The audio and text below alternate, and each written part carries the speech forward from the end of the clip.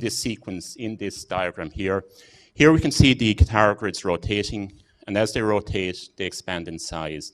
We start from the 0 position, we go through 45 degrees stages of expansion, 45 degrees of rotation, and at every stage, we have an expansion of the Katara grid.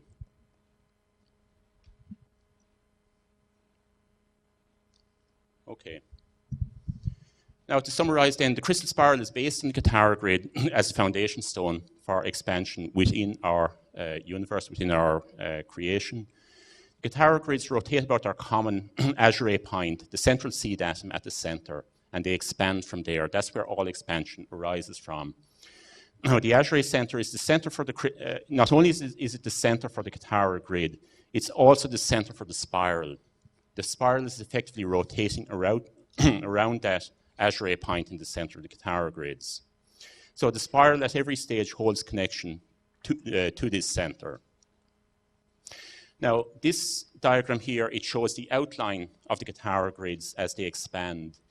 So we start from the small yellow in the center, and we expand clockwise through several stages of expansion until we get this big outline Katara grid on the outside.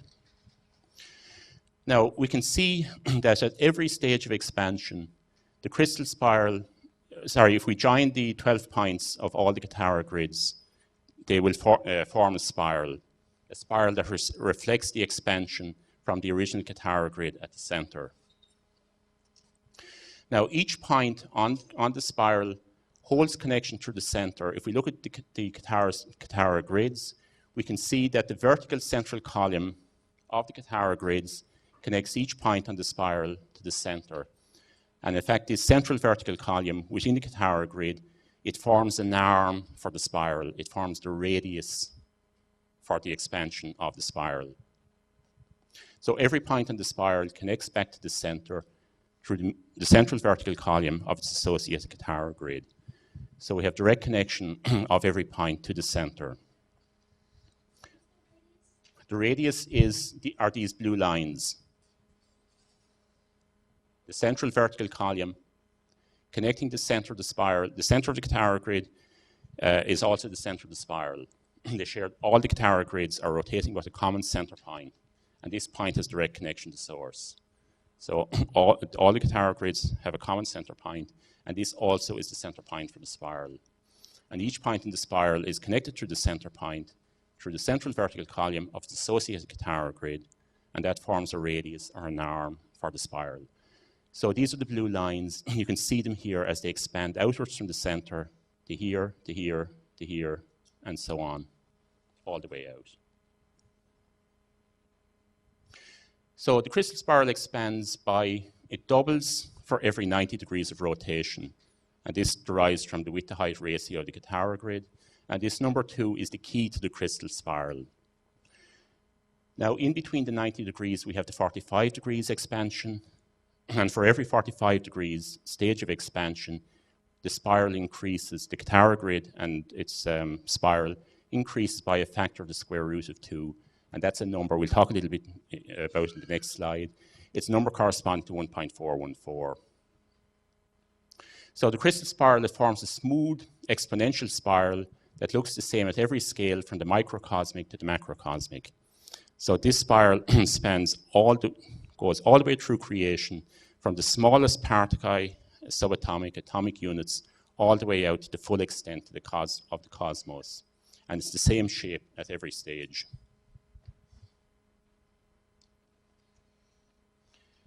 Now we can look a little bit more closely at the, some of the proportions in the spiral.